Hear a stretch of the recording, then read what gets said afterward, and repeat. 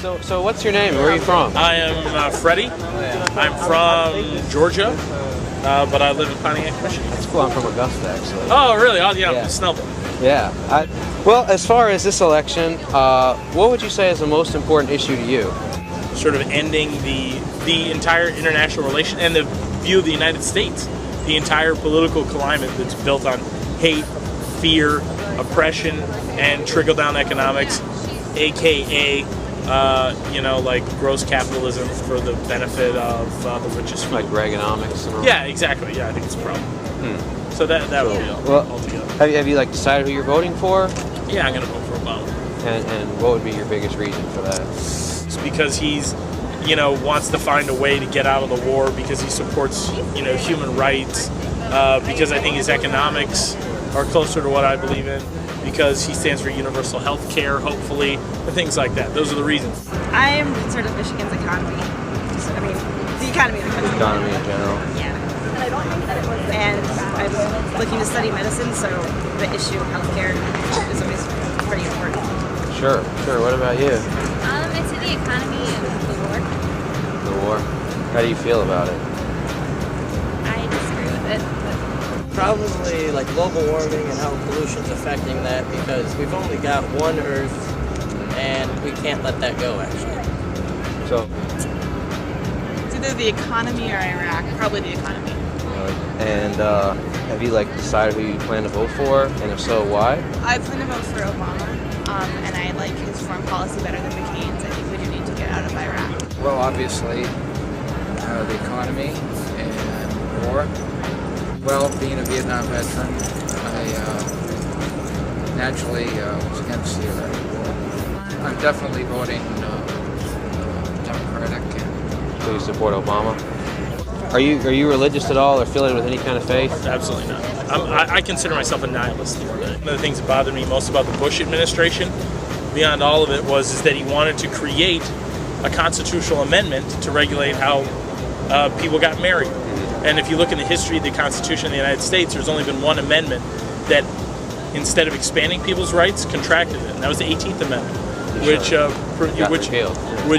got repealed. Everything is about saying more people are going to have rights, more people are going to have freedom. And Bush wanted to constrict people, and that's against the fabric of.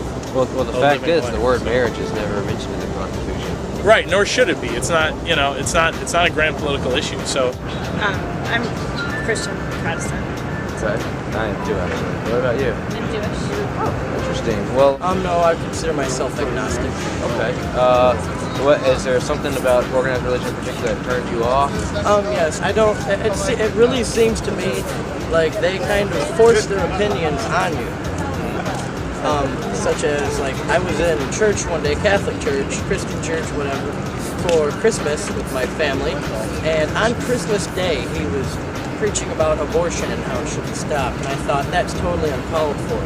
This is the day we're supposed to be celebrating the birth of Jesus, and religion, actually, if religion gets involved in politics, that's what they should focus on, is helping people in need out, because that's what it used to be.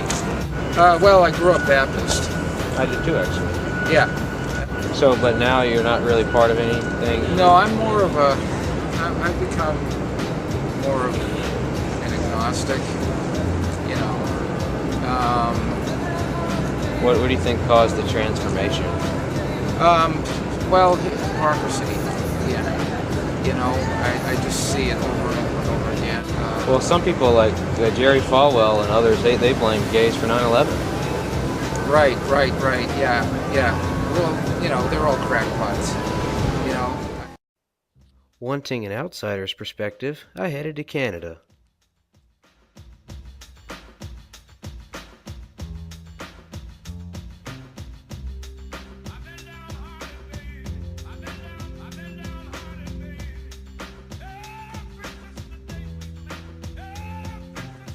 We're here in Windsor, Ontario. We came over to Canada to talk to some outsiders about our election and American government.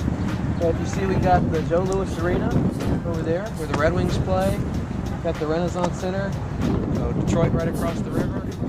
And we're basically going to ask some Canadians what they think about our upcoming election and how they feel about American politics. So let's take a look.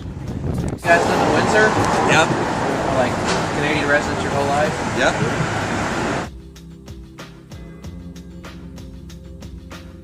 Their economy, because it's tied with our economy, and because the economies are so tied with each other, because we're their second biggest exporter. We're the U.S. Trading. We're their second biggest importers. So yeah. Well, so the economy would probably be the biggest issue to you right now? Economy and corruption with war, the whole oil business, stuff like that. So you're not.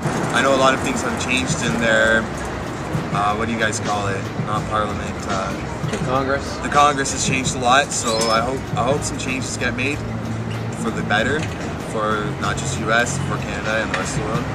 I think that if the states paid more attention to what's happening at home rather than what's happening outside of home, home would be a lot better. The fact that the deficit is amazingly giant, not even including what the states have spent on the war, Well, that costs $12 billion a week. that's insane. That's insane. Because I would choose Obama because he's a Democrat. Hey Joe, look what it is. Is that cheetahs? Oh, yeah. Oh wow. Hey, why don't we go in there, dude? Why don't we get the stripper vote? Maybe next time. I've heard they have good chicken strips, but I think we'll leave the topless vote for another documentary. Even though they had Wi-Fi and free buffet, I decided to talk with people with their tops on. So you guys go over, you guys waged this war because of 9/11, and apparently Bin Laden's in Afghanistan. And I mean, I know Americans, but predominantly they're in Iraq, right? So you're in Iraq. That's where all the money is being funneled and everything. So what happened? How the hell did we end up there? To fight terrorism. What are you guys fighting in Iraq? Well, supposedly they had weapons of mass destruction. Supposedly. And, I don't know, apparently the people wanted to be free. Yeah, well, did they vote on that though? I don't think they voted on that. I noticed his arm was broken, so I asked him what happened and how his country's universal healthcare system works. I poked myself with a knife in the wrong spot. Ooh, that's not good. Well, how much that cost you to get fixed? Nothing. Nothing. Just go to the doctor and they took care of you? Yeah, give me a health card, make an appointment, went to the hospital, then I had to go to the family physician, but nonetheless it was free. So. Do you have to wait like weeks or anything like that? Because I hear a lot of people say, well, if we had this universal health care, you'd be waiting a long time. Well, apparently this was an emergency, so within a week I had surgery on it. So you were good to go in a few days? Yeah, I didn't have to wait too long anyways, because it was urgent. Huh. What if you get like bronchitis or something like that? You go to the hospital, same deal. Our family Same thing. doctor. As I talked to people from both my country and Canada, I realized we have a lot in common. We want what's best for our country, and we want good leaders to keep their word.